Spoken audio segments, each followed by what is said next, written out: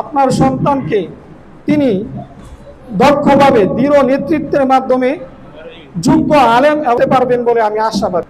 আমরা ছাত্র জামানা থেকেই দেখেছি তিনি সমাজকে একটা আদর্শবান যোগ্য ব্যক্তি তুলে দেওয়ার জন্য তিনি সেই ছাত্র জামানা থেকেই স্বপ্ন দেখছেন।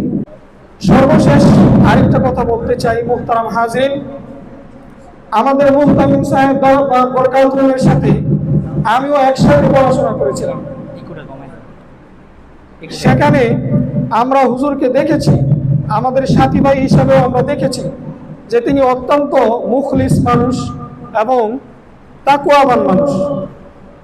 আমরা ছাত্র জামানা থেকেই দেখেছি তিনি সমাজকে একটা আদর্শবান যোগ্য ব্যক্তি তুলে দেওয়ার জন্য তিনি সেই ছাত্র জামানা থেকেই স্বপ্ন দেখছেন। মুহতারাম হাজিরিন, আমি আশাবাদী যে আপনার সন্তানকে তিনি দক্ষভাবে দৃঢ় নেতৃত্বের মাধ্যমে যোগ্য আলেম এবং মানুষ করে তুলতে পারবেন বলে আমি আশাবাদী।